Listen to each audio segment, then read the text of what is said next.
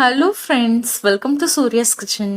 இன்னைக்கு இந்த வீடியோவில் பால் மட்டும் இருந்தால் போதும், சட்டுன்னு ஒரு 5 நிமிஷத்தில் செய்கிற மாதிரி சூப்பராக நல்ல சாஃப்டான ஒரு ஸ்வீட் எப்படி பண்ணுறதாங்க பார்க்க போகிறோம். சாப்பிட்றதுக்கு பால் கடம்பு மாதிரி ரொம்ப சூப்பராக இருக்கும். இப்போ வாங்க எப்படி பண்ணுறதுன்னு பார்க்கலாம். இப்போ அந்த ஸ்வீட்டை செய்கிறதுக்கு ஒரு சின்ன கண்ணாடி ட்ரே எடுத்திருக்கேன். இதில் கொஞ்சமாக நெய் அப்படி இல்லைன்னா எண்ணெய் போட்டு எல்லா பக்கமும் தடவி எடுத்துக்கோங்க. இந்த மாதிரி ட்ரே இல்லைன்னா ஒரு சின்ன பிளேட் கூட நீங்கள் எடுத்துக்கலாம்.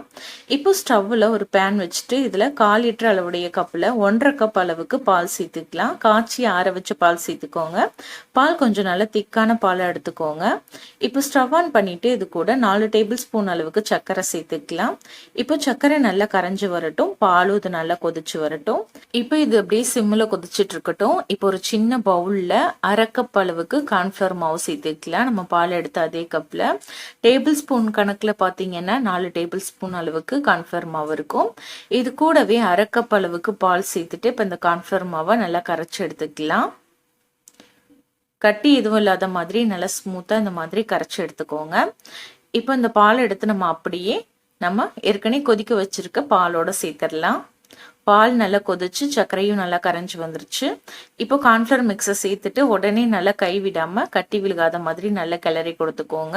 கார்ன்ஃப்ளவர் மாவை நம்ம சேர்த்ததுக்கு அப்புறமா பார்த்தீங்கன்னா டக்குன்னு இது உங்களுக்கு திக்காகி இந்த மாதிரி நல்லா கெட்டியாயிரும்.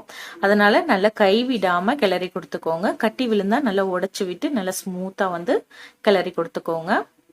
இது நல்லா ஸ்மூத்தா வர்ற அளவுக்கு நல்லா கிளறி கொடுத்துக்கோங்க. இப்போ இந்த அளவுக்கு நல்லா கிளறினதுக்கு அப்புறமா இப்போ இது கூட நம்ம ஒரு 2 ஸ்பூன் அளவுக்கு மட்டும் நெய் சேர்த்துக்கலாம். அதிகமாக நெய் இதுக்கு தேவைப்படாது. 2 ஸ்பூன் அளவுக்கு நெய்யே போதும். இதுவே அதிகம்தான். 1 ஸ்பூன் அளவுக்கு நெய் கூட நீங்கள் சேர்த்துக்கலாம். இப்போ இது கூடவே வாசனைக்கு கொஞ்சமாக ஏலக்காய் தூள் ஒரு 1/2 டீஸ்பூன் அளவுக்கு சேர்த்துக்கலாம். சேர்த்துட்டு இது நல்லா மறுபடியும் கிளறி கொடுத்துக்கலாம். இப்போ இந்த நெய்யெல்லாம் நல்லா அப்சர்வ் ஆகி மறுபடியும் நல்லா இது கலந்து வர மாதிரி கிளறி கொடுத்துக்கோங்க. இது போல் இப்போ நல்லா கிளறி கொடுத்தாச்சு. இப்போ பாருங்க எல்லாமே நல்லா திரண்டு கொஞ்சம் கடாயில் ஒட்டாமல் வருது.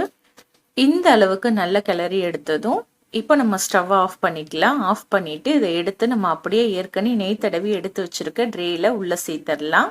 சூடோட டக்குன்னு எடுத்து சேர்த்துருங்க, இல்லைன்னா உங்களுக்கு சீக்கிரமாவே கெட்டியாயிரும். இப்போ ட்ரேல சேர்த்துட்டு நல்லா ஈவனாக சமப்படுத்தி கொடுத்துட்டு ஒரு 10 நிமிஷம் நல்லா சூடு ஆற விட்டுருங்க. 10 நிமிஷம் வெளியிலேயே வச்சுருந்தீங்கன்னா நல்லா சூடு ஆறிடும். இல்லை ஃப்ரிட்ஜில் வச்சிங்கன்னா ஒரு 5 நிமிஷத்துலேயே நல்லா சூடு ஆறி வந்துடும். இப்போ அப்படியே ஒரு பிளேட்டுக்கு மாற்றினீங்கன்னா ஈஸியாக வந்துடும். இப்போ இதை நமக்கு விருப்பமான சேஃபில் கட் பண்ணிவிட்டு சர்வ் பண்ணலாம். இதை நீங்கள் இப்படியும் சர்வ் பண்ணலாம், இல்லைன்னா ஃப்ரிட்ஜில் வச்சு கொஞ்சம் நல்லா சில்லுன்னு சர்வ் பண்ணிங்கன்னாலும் சாப்பிட்றதுக்கு ரொம்ப நல்லா இருக்கும். சூப்பரான மில்க் ஸ்வீட் ஒரு 10 நிமிஷத்தில் ரெடி ஆயிருச்சு. நான் இந்த மாதிரி சின்ன சின்ன கியூபாக கட் பண்ணிக்கிறேன். பால் கடம்பு போலவே சாப்பிட்றதுக்கு ரொம்ப ரொம்ப டேஸ்டாக இருக்கும். கண்டிப்பாக ட்ரை பண்ணி பாருங்கள் பால் இருந்தது அப்படின்னா. ஸோ இந்த ரெசிபி உங்களுக்கு பிடிச்சிருந்தா லைக் பண்ணி ஷேர் பண்ணுங்கள். சப்ஸ்கிரைப் பண்ணலைன்னா மறக்காமல் சூர்யாஸ் கிச்சனை சப்ஸ்கிரைப் பண்ணிக்கோங்க.